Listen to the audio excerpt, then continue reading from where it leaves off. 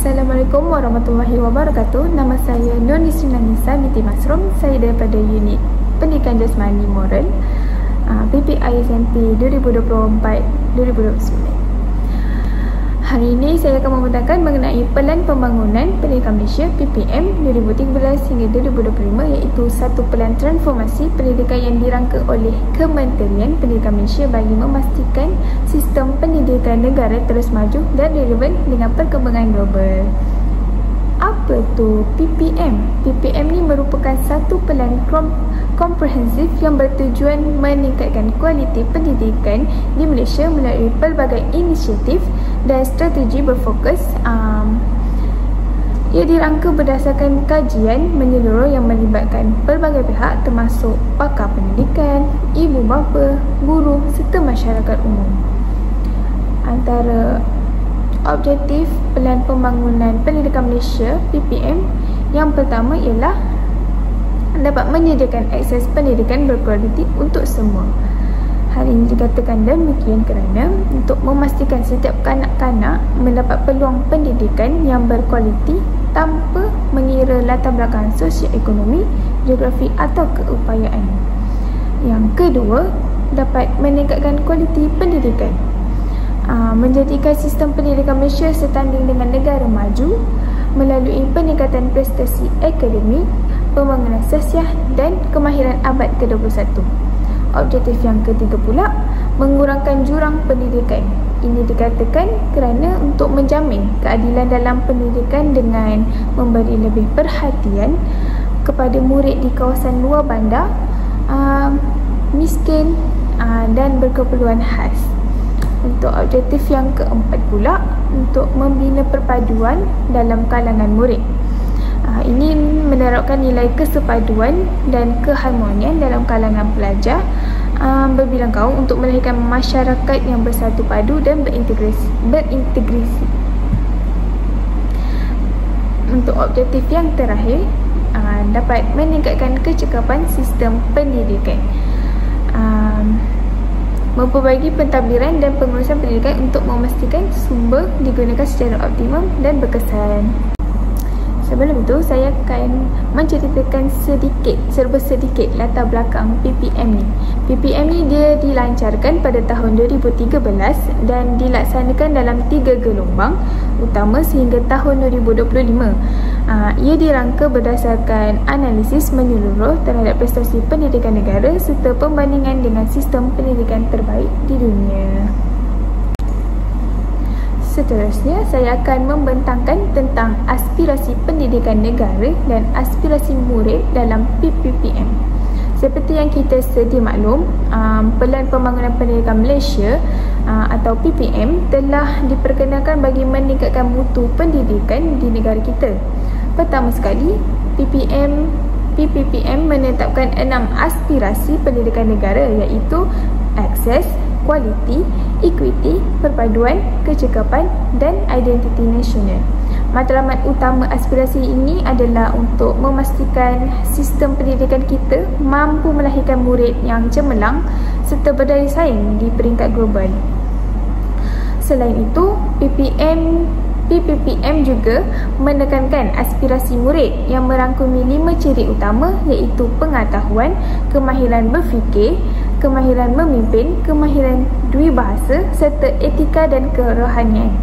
Aspirasi ini penting kerana ia membentuk murid yang bukan sahaja cemerlang dalam akademik tapi juga mempunyai nilai kepimpinan dan jati diri yang tinggi. So, dapat kita simpulkan kat sini, melalui PPM ni kita dapat melihat usaha kerajaan dalam memastikan sistem pendidikan negara terus maju ke hadapan. Aspirasi pendidikan negara dan aspirasi murid merupakan elemen penting dalam membentuk generasi yang berilmu, berakhlak mulia serta menghadapi cabaran dunia moden, serta mampu menghadapi cabaran dunia moden. Di sini saya akan menjelaskan satu persatu tentang aspirasi sistem pendidikan. So, untuk aspirasi sistem pendidikan, 6 aspirasi itu, yang pertama adalah akses pendidikan. So, PPM berusaha memastikan setiap murid di Malaysia mendapat akses kepada pendidikan berkualiti tanpa mengira latar belakang sosioekonomi, lokasi geografi atau keupayaan mereka. Ini termasuk peningkatan kadar enrollment pelajar di peringkat prasekolah, sekolah rendah dan menengah. Kerajaan telah melaksanakan pelbagai inisiatif seperti pendidikan percuma, penyediaan bantuan buku teks, rancangan makanan tambahan iaitu RMT serta program transformasi pendidikan luar bandar. Sasaran utama adalah mencapai pendidikan universal pada peringkat rendah dan menengah serta memastikan setiap pelajar mendapat peluang menyambung pelajaran ke peringkat lebih tinggi. Untuk aspirasi yang kedua iaitu kualiti pendidikan. Matlamat ini menekankan usaha meningkatkan pencapaian akademik dan kemahiran pelajar agar setanding dengan pelajar di negara yang maju. Penambahbaikan dilakukan dalam kurikulum, pedagogi, penilaian pelajar serta latihan guru. Di sini PM memberi fokus kepada kemahiran abad ke-21 seperti pemikiran kritis, penyelesaian masalah, kreativiti dan komunikasi.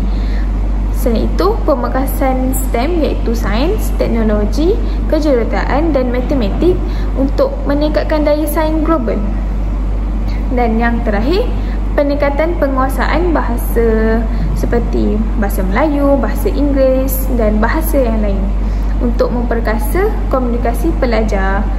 Dan yang terakhir, untuk kualiti pendidikan ialah keberkesanan pengajaran guru juga ditingkatkan melalui latihan berterusan dan penilaian prestasi. Untuk aspirasi yang ketiga pula iaitu equity. Equity ini bertujuan untuk mengurangkan jurang pencapaian pendidikan antara murid bandar dan luar bandar serta dalam kalangan kumpulan kurang bernasib baik. Selain itu, inisiatif seperti pemberian bantuan kewangan, program sekolah amanah serta peningkatan instruktur sekolah luar bandar dan pendalaman dilaksanakan untuk mencapai equity pendidikan. Equity juga memberikan program khas yang dirangka untuk membantu murid berkeperluan khas OKU, murid miskin serta pelajar dari kaum minoriti. PPM memastikan kesaksamaan pendidikan supaya setiap murid mempunyai peluang yang sama untuk berjaya. Manakala untuk aspirasi sistem pendidikan bagi aspirasi perpaduan pula bertujuan menerapkan nilai kebersamaan dalam kalangan pelajar daripada pelbagai kaum dan latar belakang. Pendidikan menjadi platform utama untuk memupuk semangat perpaduan, toleransi dan keharmonian sejak di bangku sekolah. Kurikulum dan ko-kurikulum diperkaya dengan unsur kenegaraan, rukun negara, sejarah serta aktiviti kurikulum seperti sukan dan kebudayaan untuk meningkatkan interaksi antara kaum. Perpaduan ini juga adalah untuk meningkatkan sekolah-sekolah kebangsaan diperkasakan sebagai tempat pertemuan utama pelajar daripada pelbagai latar belakang untuk menggalakkan pemahaman antara kaum. Untuk aspirasi yang terakhir iaitu kecekapan. Matlamat ini memberikan fokus kepada usaha menyusun semula sistem pentadbiran dan pengurusan pendidikan bagi meningkatkan keberkesanan serta ketulusan. Langkah utama adalah penyusunan semula sistem pentadbiran di Kementerian Pendidikan, Jabatan Pendidikan, Pejabat Pendidikan Daerah. Yang kedua, penggunaan teknologi dalam pendidikan termasuk pembelajaran sistem pengurusan data pelajar dan digitalis bahan pengajaran. Untuk langkah yang ketiga pula, meningkatkan accountability sekolah, guru dan pemimpin pendidikan melalui penilaian berasaskan prestasi. Dan langkah yang terakhir adalah menggalakkan kerjasama antara sektor awam, swasta dan NGO untuk meningkatkan kecekapan sistem pendidikan. Seterusnya, saya akan membentangkan mengenai aspirasi murid dalam Pelan Pembangunan Pendidikan Malaysia PPM 2013-2025. Aspirasi ini bertujuan untuk melahirkan murid yang holistik, seimbang dan berdaya saing dalam menghadapi cabaran masa depan. Terdapat 6 aspirasi utama yang menjadi tunjang dalam membentuk murid yang berkualiti. Aspirasi yang pertama ialah etika dan kerohanian. Murid bukan sahaja perlu cemerlang dalam akademik, tetapi juga memiliki akhlak yang mulia serta berpegang teguh pada nilai-nilai murni. Pendidikan di sekolah bukan sekadar menekankan ilmu pengetahuan, tetapi juga membentuk kepribadian yang baik seperti sifat jujur, bertanggungjawab dan hormat menghormati. Selain itu, pendidikan agama dan moral yang diajar di sekolah membantu murid memahami nilai kehidupan yang sebenar serta menjadi insan yang lebih beretika dalam masyarakat. Seterusnya, kemahiran berfikir. Kemahiran berfikir ni amat penting dalam memastikan murid dapat menyelesaikan masalah secara kritis dan kreatif. Dalam dunia yang semakin mencabar, murid perlu belajar untuk berfikir di luar kotak, mencari penyelesaian inovatif dan membuat keputusan yang bijak. Kemahiran ini boleh dipupuk melalui aktiviti pembelajaran berasaskan projek, perbincangan kumpulan dan kajian kes yang memberi peluang pada murid untuk berlatih atau berfikir secara analitis serta membuat pertimbangan yang tepat. Untuk aspirasi yang ketiga ialah kepimpinan. Murid perlu dilatih untuk menjadi individu yang berani, berkeyakinan serta mampu memimpin dalam pelbagai situasi. Kepimpinan ni bukan hanya bermaksud menjadi ketua dalam sesuatu organisasi, tapi dia juga merangkumi keupayaan untuk mengambil inisiatif, memberi inspirasi kepada orang lain serta bertanggungjawab terhadap tindakan sendiri. Contohnya macam aktiviti co-curriculum lah, seperti penglibatan dalam badan-badan uniform, persatuan dan sukan merupakan antara cara terbaik untuk membentuk ciri kepimpinan dalam diri murid. Seterusnya, identiti nasional. Identiti nasional ni memainkan peranan penting dalam memastikan murid bangga dengan jati diri sebagai rakyat Malaysia. Dalam masyarakat yang berbilang kaum dan budaya, amat penting bagi murid untuk memahami serta menghargai kepelbagaian ini. Pendidikan sejarah, penglibatan dalam aktiviti kebudayaan dan program perpaduan di sekolah adalah antara pendekatan yang boleh membina semangat patriotisme dalam diri murid. Dengan ini, mereka akan lebih menghormati dan memahami peranan mereka dalam mengekalkan keharmonian negara. Untuk aspirasi yang kelima pula ialah kemahiran dui bahasa. Dalam dunia globalisasi ni kan, penguasaan lebih daripada satu bahasa adalah satu kelebihan yang besar tau. PPM ni menekankan agar setiap murid menguasai sekurang-kurangnya 2 bahasa utama, iaitu bahasa Melayu dan bahasa Inggeris. Bahasa Melayu ni sebagai bahasa kebangsaan menyatukan rakyat Malaysia, manakala bahasa Inggeris ni sebagai bahasa antarabangsa membuka peluang kepada murid untuk bersaing di peringkat global. Selain itu, penguasaan bahasa tambahan seperti Mandarin, Tamil atau bahasa asing lain juga digalakkan bagi memperkukuh daya saing murid dalam pasaran kerja global. So, akhir sekali, pengetahuan. Pengetahuan ni dia merupakan asas kepada pembangunan diri dan kemajuan negara. Murid perlu memperoleh ilmu yang relevan dengan keperluan masa depan, bukan sahaja dalam bidang akademik tetapi juga dalam kemahiran teknikal, sains dan teknologi. Dalam era revolusi industri 4.0 kan, ilmu seperti kecerdasan buatan iaitu AI, sains data dan teknologi digital semakin penting.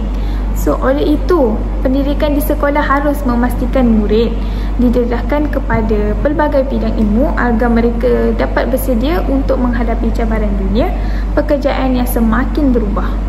So, dapat kita simpulkan dekat sini, aspirasi murid dalam PPPM ni memberi fokus kepada pembangunan murid yang seimbang dari segi intelektual, emosi dan sosial.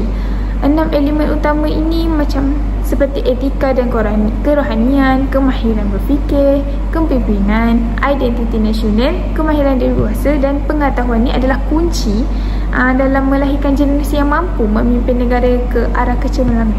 Dengan usaha yang berterusan dari semua pihak, diharapkan sistem pendidikan kita dapat terus melahirkan murid yang bukan sahaja cemerlang dalam akademik tetapi juga memiliki sahsiah dan jati diri yang tinggi.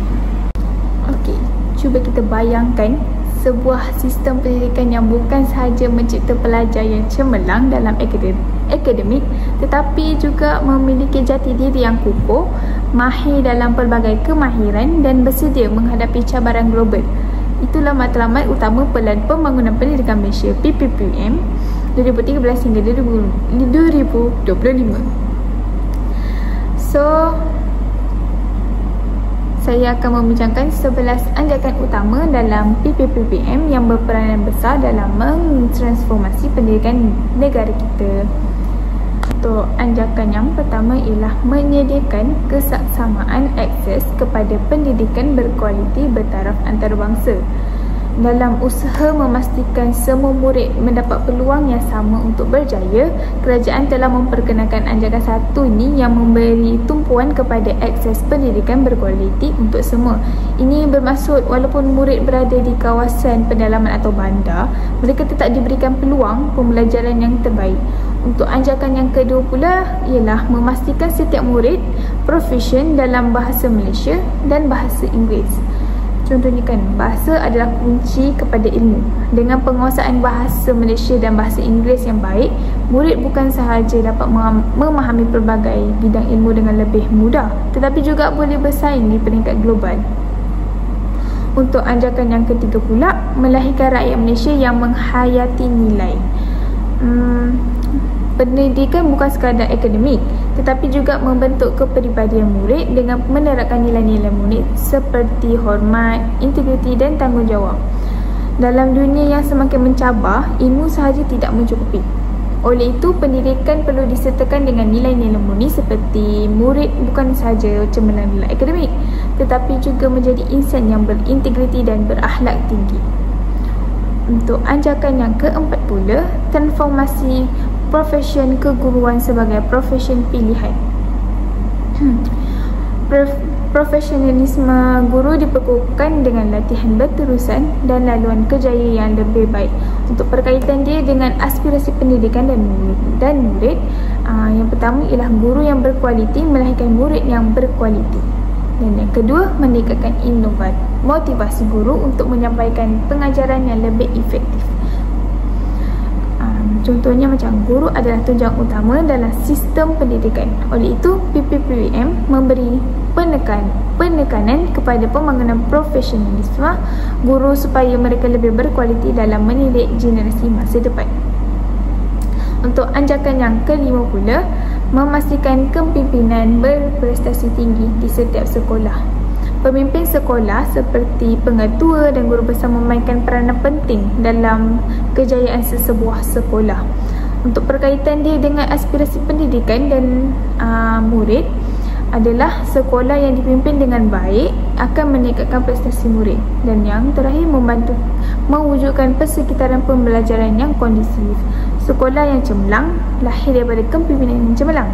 Oleh itu, PPPM memastikan setiap sekolah dipimpin oleh pemimpin berprestasi tinggi bagi meningkatkan kualiti pendidikan. Bagi anjakan yang keenam pula, mengupayakan JPN, PPD dan sekolah untuk memberikan penyelesaian khusus berasaskan keperluan. Dengan ini memberikan lebih autonomi kepada Jabatan Pendidikan Negeri iaitu JPN, Pejabat Pendidikan Daerah PPD dan sekolah dalam membuat keputusan berdasarkan keperluan setempat. Berkaitan dia antara aspirasi pendidikan dan murid adalah untuk keputusan dibuat berdasarkan keperluan sebenar murid di kawasan tertentu. Dan yang terakhir, meningkatkan kecekapan dalam pengurusan pendidikan. Setiap sekolah ni dia mempunyai cabaran tersendiri. Dengan adanya autonomi dalam pengurusan, pihak sekolah dapat menyesuaikan pendekatan mereka untuk memenuhi keperluan murid dengan lebih berkesan. Untuk anjakan yang ketujuh, memanfaatkan ICT bagi meningkatkan kualiti pembelajaran. ICT ataupun teknologi maklumat dan komunikasi digunakan sebagai alat utama dalam pengajaran dan pembelajaran untuk memastikan pembelajaran lebih interaktif, fleksibel dan berkesan. Berkaitan dengan aspirasi pendidikan dan murid pula adalah murid mendapat akses kepada pembelajaran digital yang inovatif dan dapat meningkatkan kecekapan dan kefahaman melalui kaedah pembelajaran interaktif. Di era digital ni kan, pendidikan tidak boleh bergantung kepada kaedah tradisional semata-mata. Dengan penggunaan ICT ni, murid dapat meneroka ilmu secara lebih kreatif dan berkesan, menjadikan proses pembelajaran itu lebih menyeronokkan dan berkualiti. Untuk anjakan yang ke-8, mentransformasi kebolehan dan keupayaan penyampaian pendidikan. Memastikan sumber dan tenaga pengajar disusun dengan lebih efektif untuk memberi impak yang lebih besar terhadap pendidikan murid. Berkaitan dia adalah pengagihan guru dan tenaga pengajar yang lebih baik, terutama di kawasan pendalaman. Lepas tu sumber pembelajaran yang lebih cekap dan berkesan. Bakat dan sumber pendidikan harus dimanfaatkan dengan sebaiknya. Dengan perancangan yang lebih sistematik, kita boleh memastikan setiap murid tu mendapat pendidikan yang berkualiti, tidak kira di mana mereka berada. Untuk anjakan yang ke-9 pula, bekerjasama dengan ibu bapa, komuniti dan sektor swasta.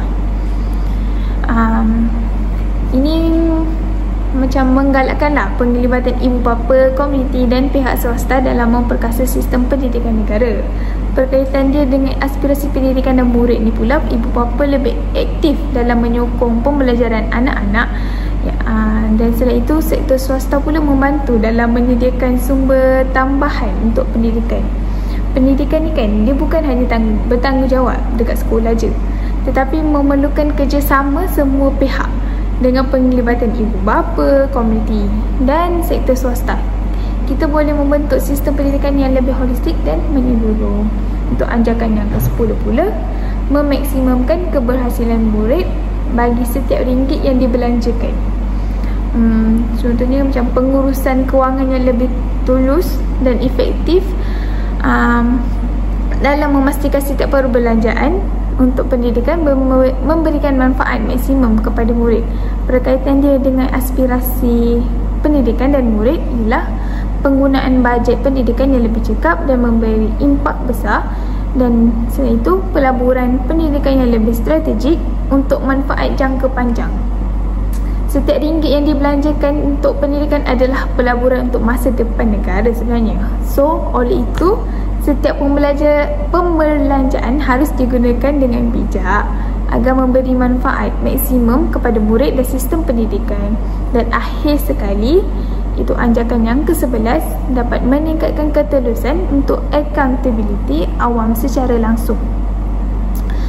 Ini kerana memastikan ketelusan dalam pelaksanaan sistem pendidikan melalui pemantauan dan laporan yang lebih terbuka kepada masyarakat. Berkaitan dia dengan aspirasi pendidikan dan murid ialah untuk meningkatkan keyakinan masyarakat terhadap sistem pendidikan, dan yang terakhir ialah membolehkan penambahbaikan berterusan berdasarkan maklum balas orang ramai. Sebuah sistem pendidikan yang baik harus bersifat telus dan terbuka kepada penambahbaikan. Dengan adanya accountability awam ni kan, kita dapat memastikan setiap perubahan dalam pelaksanaan pendidikan betul-betul memberi impak positif kepada murid dan masyarakat. Macam tu. 11 anjakan ni bukan sekadar rancangan atas kertas, tapi sebuah transformasi besar untuk membina generasi masa depan yang lebih cemerlang. Dengan pendidikan yang lebih berkualiti, inovatif dan inklusif, kita sedang melahirkan individu yang bukan sahaja berjaya dalam akademik, tapi juga berdaya saing di peringkat global. So, marilah kita sama-sama menjadikan pendidikan sebagai pemangkin kejayaan negara. Dan yang terakhir sekali, saya ingin berkongsi tentang satu aspek penting dalam dunia pendidikan, iaitu peranan pelan Pembangunan Pendidikan Malaysia PPPM dalam membentuk guru yang berkualiti. Sebagaimana yang kita sedia maklumlah kan, Guru merupakan tulang belakang sistem pendidikan. Kualiti seorang guru bukan sahaja menentukan keberkesanan pembelajaran di bilik darjah, malah turut membentuk masa depan generasi akan datang. So, di sinilah PPPPM memainkan peranan penting. Melalui PPPPM ni kan, pelbagai inisiatif diperkenalkan bagi meningkatkan profesionalisme keguruan, termasuk pemerkasaan latihan perguruan, peningkatan standard kelayakan serta penekanan terhadap kemahiran abad ke-21. Selain itu, konsep CPD iaitu Continuous Professional Development diperluaskan untuk memastikan guru sentiasa relevan dengan perubahan zaman. So, dapat kita ringkaskanlah kat sini, guru yang berkualiti itu lahirnya daripada sistem yang berkualiti. Dan PPPM ni bertindak sebagai pemacu utama ke arah transformasi pendidikan negara. Dengan adanya guru yang cemerlang, kita dapat melahirkan modal insan yang bukan sahaja berilmu tetapi juga berdaya saing di peringkat global. Tamat sudah pembentangan saya pada hari ini. Itu sahaja daripada saya. Sekian, terima kasih.